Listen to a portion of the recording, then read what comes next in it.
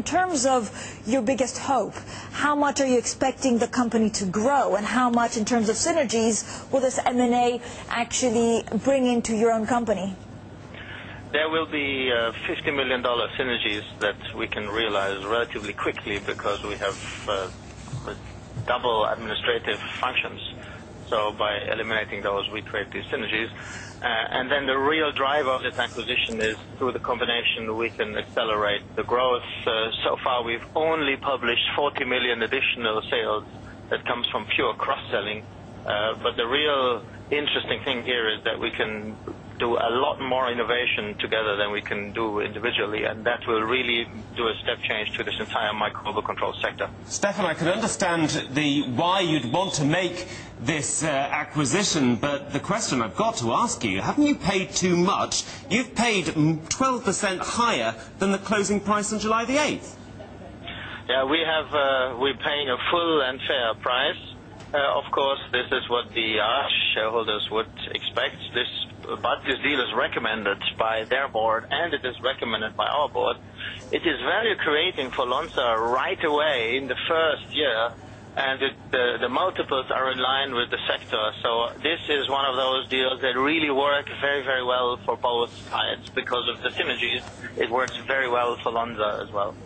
In fact, Stefan, it seems that actually Arch Chemicals, that stock price increased some 17% just last week. Do you believe the news was leaked of the M&A? And if so, will you talk to U.S. investigators, and will they actually open a case?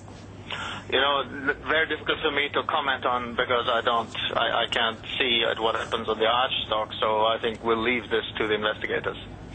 To what extent has the extremely strong Swiss franc and the weaker dollar helped you here? It has helped us, especially on the timing, no doubt about it. It has facilitated the whole deal.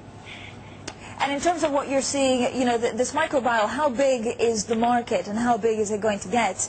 For example, India will be one of your primary markets because maybe some of the antibiotics there don't work as well as in other countries? It's a $10 billion US market, and this combined business will be the market leader, but with only $1.6 billion US sales, so there's a lot of consolidation that could still happen. This problem of unwanted microbes really happens everywhere in the world with growth of population and with urbanization. You know, we've talked about SARS, we've talked about H1N1, all kinds of epidemics that happened, and all of these microbes need to be treated. And that's really why this is such an attractive market. Stefan, other acquisitions possibly on the cards? Are you looking to expand elsewhere, tie up elsewhere? We will continue to do technology both on acquisitions, but as soon as this acquisition happens, we will pause for at least a couple of years in order to do a proper integration and bring the businesses together. Okay, Stefan Borgas, CEO of Lonza. Really good to talk to you. Thanks very much indeed as the news breaks that Lonza is buying Arch Chemical.